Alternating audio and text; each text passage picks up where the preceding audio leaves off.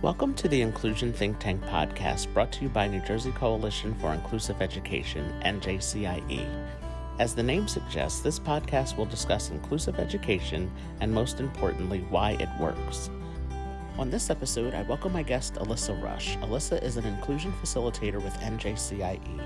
She shares her experience of inclusive education being a former teacher and her suggestions on how schools can better improve their inclusive education settings.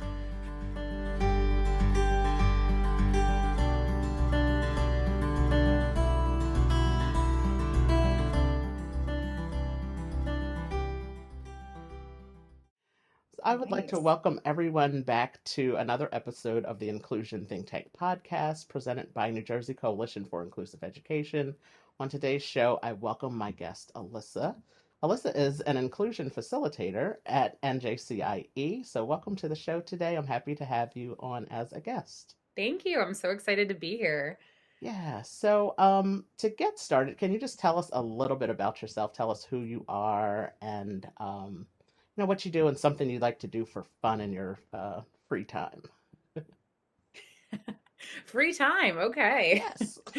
Um, yeah, no, I am currently an inclusion facilitator with the New Jersey Coalition for Inclusive Education. I've worked mostly on the technical assistance side of our NJIETA grant. So I've had the pleasure of meeting school staff from all around the state, working around their goals for enhancing inclusive opportunities for students in schools. Um, I'm now shifting over to the systemic change side, which I'm really excited about because I'm just continuing to learn and grow with this organization. And my background primarily is that of I was a general educator. I taught high school history for 8 years.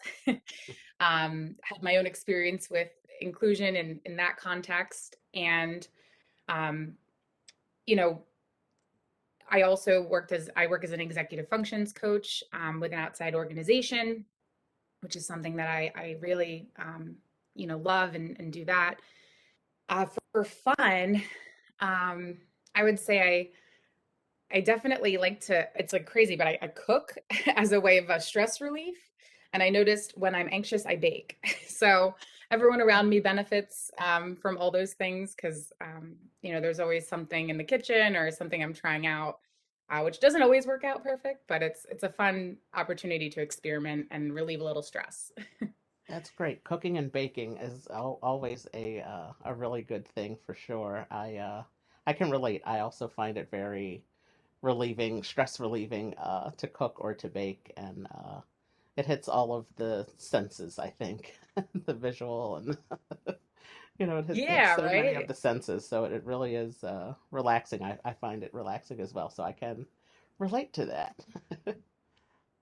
So how did you become interested in inclusive education? Is there a specific event in your life that led you to this world of inclusive education, or how did you become interested? As I mentioned, I taught as a high school social studies teacher for 8 years, and um, I co-taught that class with a special educator.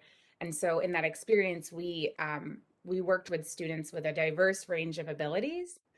And I will say, there was the first year that I had a student with more complex needs. Um, I remember feeling that like I wasn't prepared or I wasn't qualified to really support that particular student.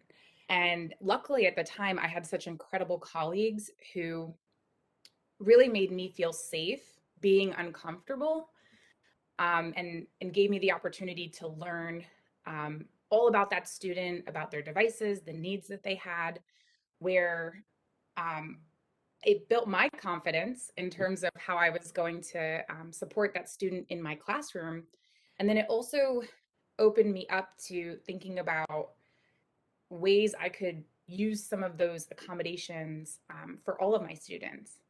And so just seeing how important it was to really create that environment that was welcoming of all of my students, and then seeing how some of the adaptations I was making, how they could really serve everyone.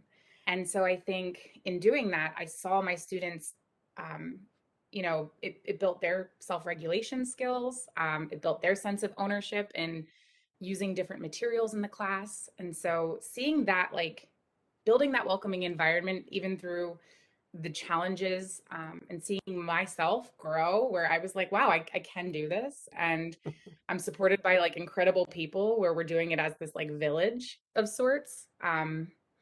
It just I just saw how impactful it was for everyone in the room. So that's like my hook. And from there, it became a more normal part of my practice. Yeah, I love the two parts that you mentioned where where you were okay to say like, hey, I'm uncomfortable with this, like I'm not familiar with this.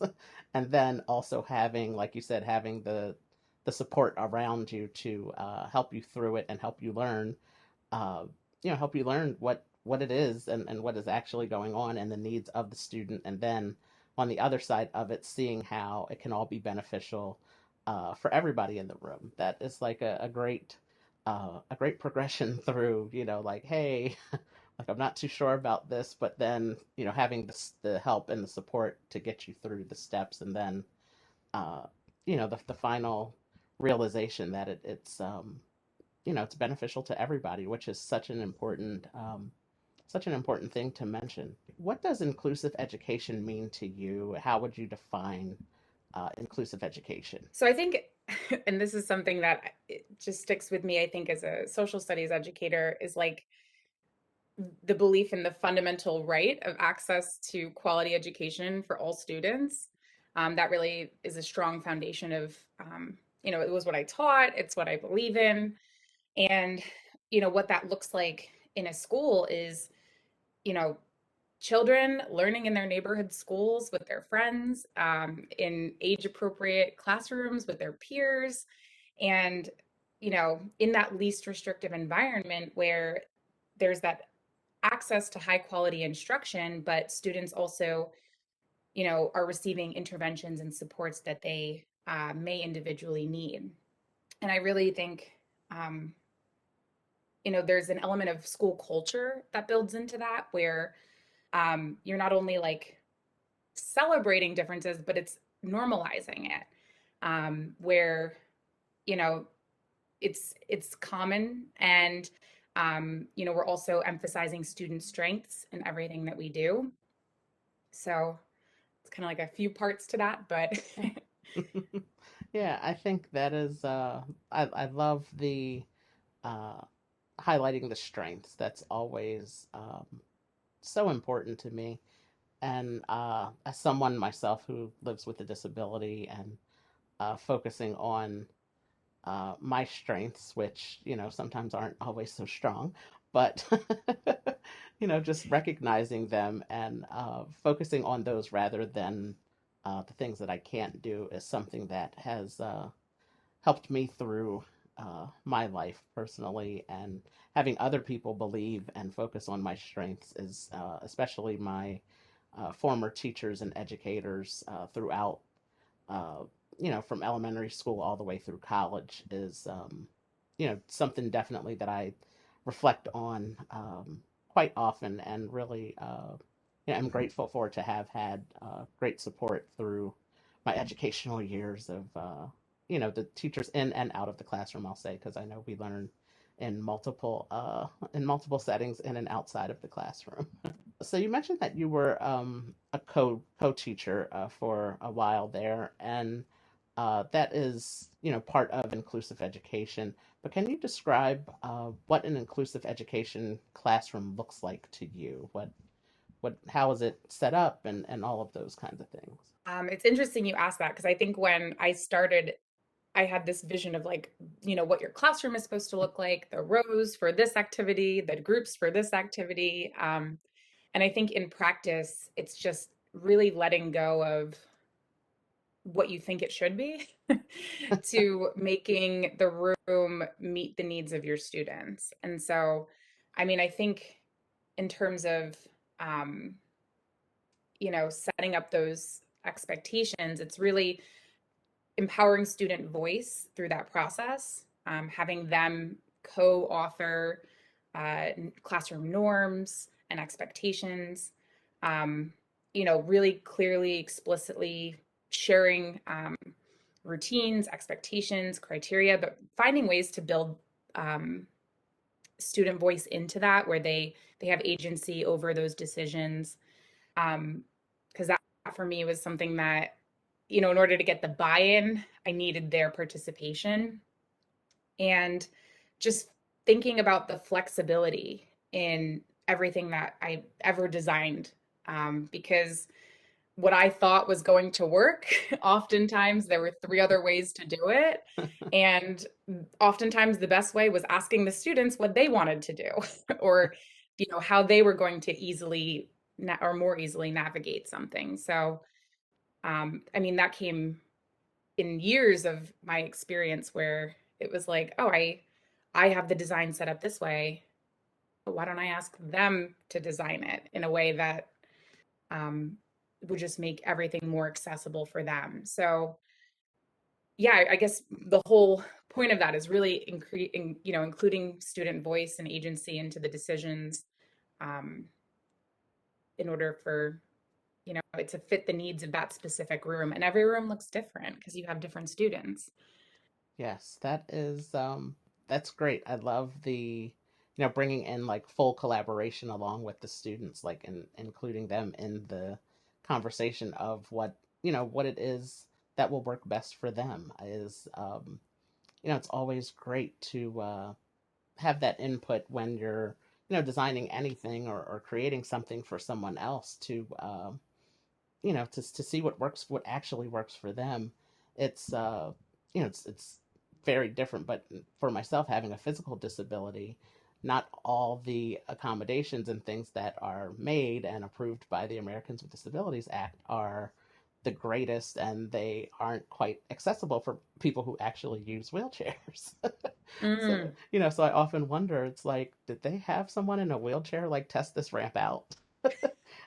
Because it's like, I don't think they did because this is really difficult to get up. So yeah. that when you said having the students' input and actually talking with them and having their voice heard and included in that conversation, it made me think of that. And I'm like, yeah, like that's really, really true. It helps out so much when when you know what their needs are and what they're looking for and how you can implement that and include that into the classroom setting.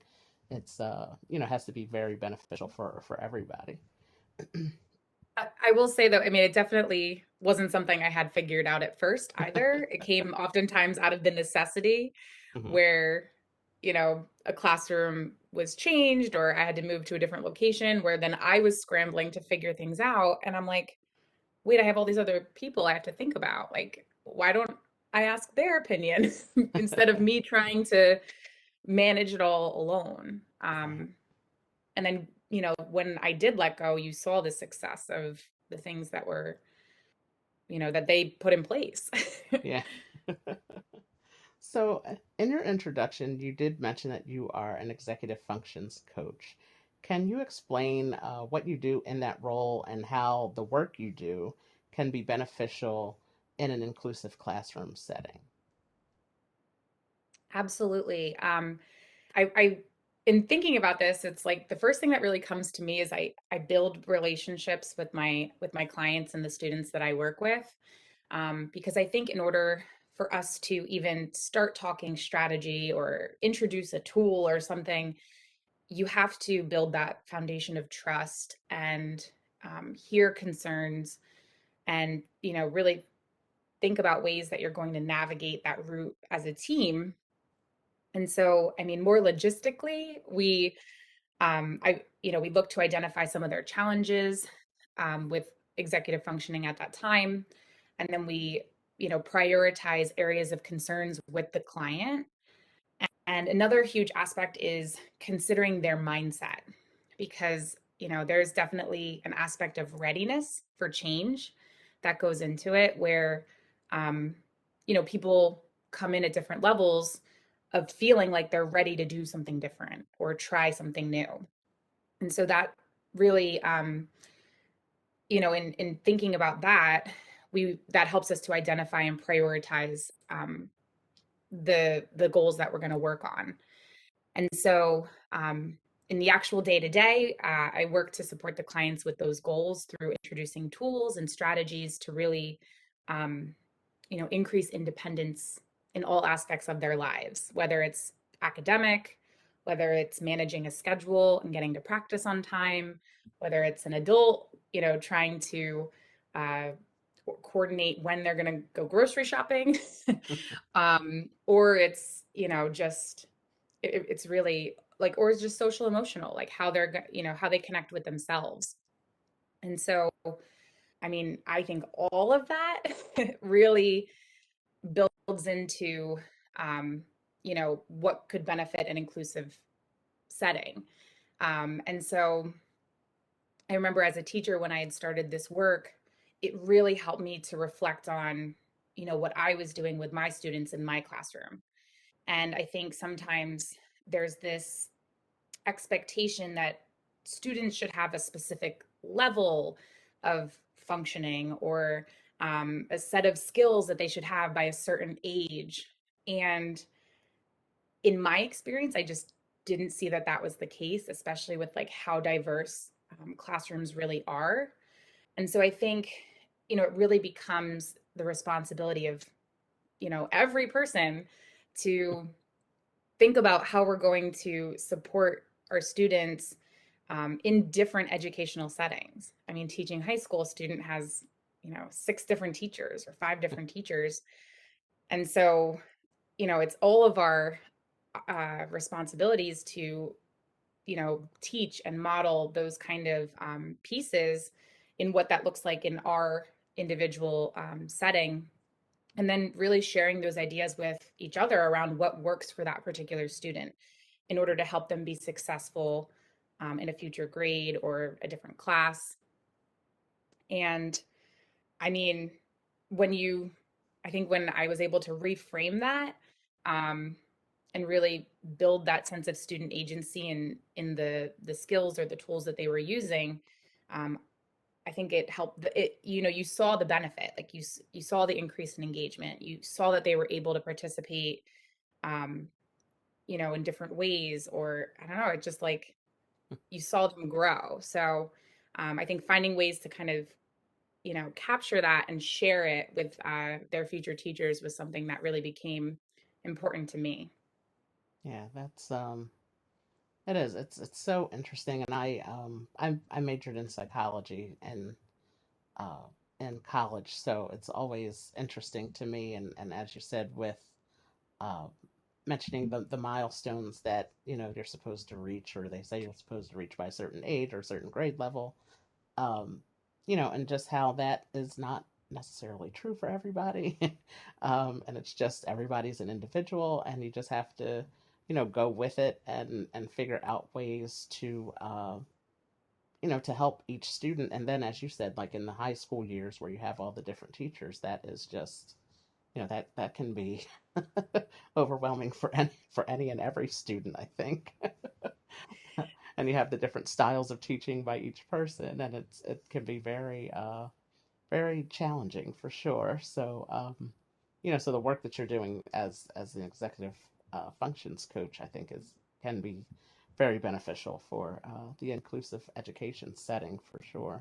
So the next question I have is, what are some of the challenges that you find that can be associated with inclusive education? I think something that, made me, um, like something I said earlier makes me really kind of connect with this, is that um, willingness as a staff member or person, whoever you are, to be able to share your vulnerability and honesty in maybe fears that exist around some of the changes, um, or around any concern that you have with it. Because I think um, when I was a teacher, when I was able to vocalize that, that helped me to not only receive the help that I needed and the support that I needed from parents and the school psychologists, everyone around me in this building, um, but I also,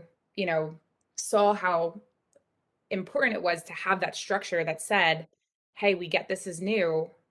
If it doesn't work out perfectly at the beginning, that's okay. So I felt safe to almost like try something new and fail, where I wasn't going to be in trouble for it, or I knew I wasn't, damaging the student, and that it was safe. There was a safe space for me to, and structures in place where I was supported in that process. So I will say in my work in the technical assistance project, I have heard some of those concerns where, teachers want to make sure that they're delivering rigorous lessons, or, they have this curricular expectations. Um, and so just finding ways that they can be flexible in delivering those pieces while also being open when they need support. And then hopefully those structures exist for the teachers to have the support, because I mean, as a co-teacher, if I didn't have common planning time with my special educator, I wouldn't have learned nearly half of the things I did, that I would have needed to do as a general educator to support the students with disabilities in my class. And so just seeing how those organizational structures and the time is so necessary for teachers to be able to learn and reflect and grow through changes as a team.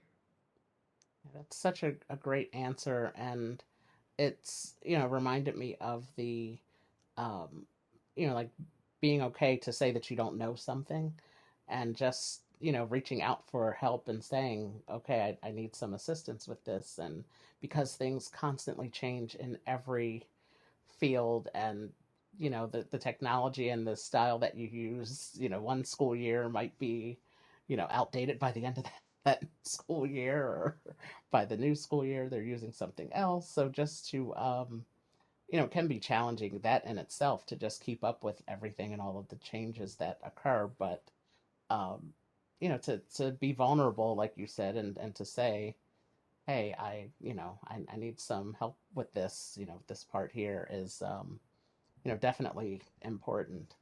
And on the flip side of that, can you share with us some of the benefits you have seen um, for inclusive education?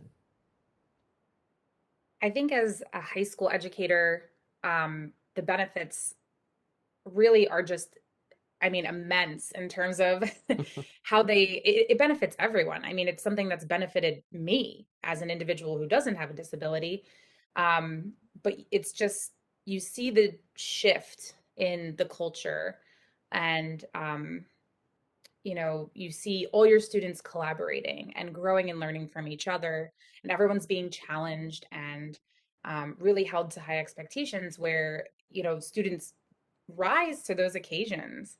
And so, I mean, when I mentioned the high school piece, like really setting up students for success when they leave, um, whether that's moving on to higher education, or setting them up for success with a job or independent living, like just really preparing students to be successful when they graduate. And that success looks different for all of our students. We want to make sure that they're prepared for what they're going to experience when they leave school.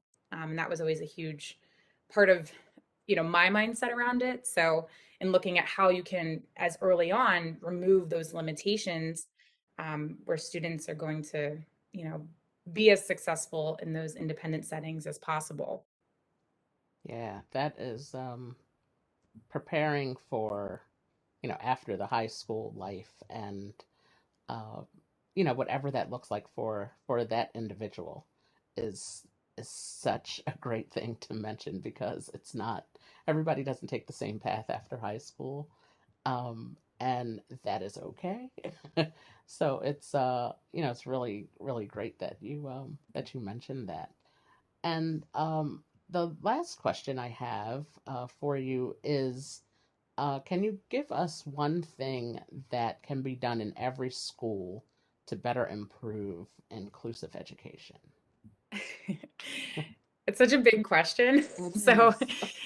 I think for me, the first thing I that really comes to mind is thinking about how it's not one person's job or one department's responsibility, and really breaking down existing silos to make this a whole community's responsibility, because it impacts everyone. It impacts, the students, the parents, the community, the scheduling, down to, custodial staff, organization of everything. So I think when one group is doing all this heavy lifting, it takes a lot more time to see change. And so, although that it's like wide school or wide district change takes definite time, I think just really considering how you can start by opening up that conversation, or including everyone in the goals that they have for the process, and understanding that everyone may have a different role in the way that they participate, but the end goal is essentially the same, because it's your community, these are your people, this is you. So thinking about how we can just begin to open up that conversation more widely. Yes, and again, it's, a lot of the conversation we've talked about the collaborating and getting others involved, and you just said it again with not just, it's not one person or one department's responsibility for this. You have to get multiple people involved, multiple teachers and different departments involved, and everybody to work together to make this a great success, because it is possible. And uh, but it can't just be on one or a few people. It has to be a group project, a group effort.